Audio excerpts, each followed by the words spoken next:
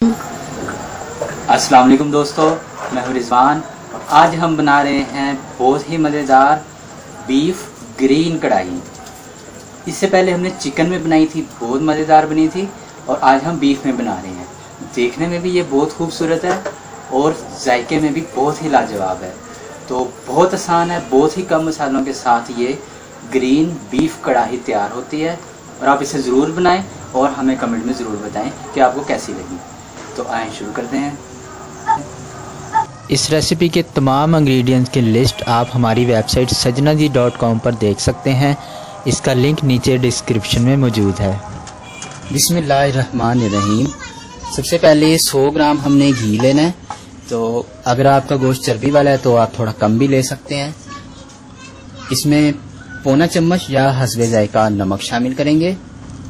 और फिर हमने 1 किलो मटन लिया है, जिसमें थोड़ी चर्बी भी है और कुछ हड्डी भी है। आप चाहें तो बोनलेस भी ले सकते हैं, बीफ भी ले सकते हैं। इसको हमने अच्छे तरीके से धो लिया, तो इसको हमने इसमें शामिल कर देना है अपने घी में।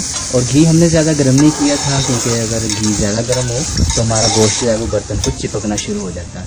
तो एक बार इसको मिक्स करने के बाद हम इसकी आंच तेज़ कर देंगे और इसका रंग बदलने तक फ्राई करेंगे। ये देखें, इसका रंग बदल चुका है।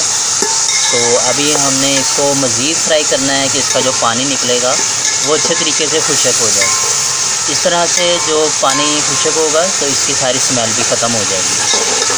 हमारा खुशक हो चुका है और ये सिर्फ हमारा घी रह गया। तो अब इस मौके पर हम इसमें 1.5 लीटर हमने पानी शामिल किया है। अपने गोश्त के मुताबिक आप इतना पानी शामिल करेंगे कि गोश्त गल जाए और पानी करीब खुशक हो जाए। तो अगर आपका गोश्त सख्त है तो आप ज़्यादा पानी भी शामिल कर सकते हैं। तो तक गोश्त हमारा गल चुका है और इसमें अभी कुछ पानी बाकी है। तो अगर आपका गोश्त नहीं गलता तो आप मज़ीद पानी डाल के गोश्त गला लें। और जब इसमें इतना पानी मौजूद हो, 1 चम्मच पिसा हुआ अदरक और लहसुन शामिल करना है।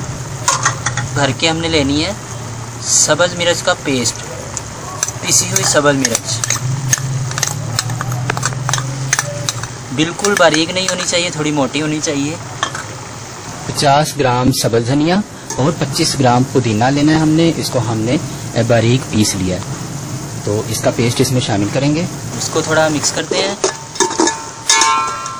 और इसको इतना पकाएंगे कि इसका पानी जो है वो थोड़ा और खुशक हो जाए। पानी हमारा खुशक हो चुका है और घी भी इसका अलग हो चुका है। तो अब हम इसमें शामिल करेंगे आधा चम्मच पिसी हुई काली मिर्च। अगर आप थोड़ा स्पाइसी खाना चाहते हैं तो ज़्यादा भी डाल सकते हैं। बस इसको एक बार मिक्स करेंगे। इसकी फ्लेम जो है वो बिल्कुल लो कर देंगे। काली मिर्चें डालने के बाद हमने इसको ज़्यादा नहीं पकाना, क्योंकि ये फिर काला हो जाएगा हमारा। तो हमने काला नहीं करना, हमने ग्रीन रखना है।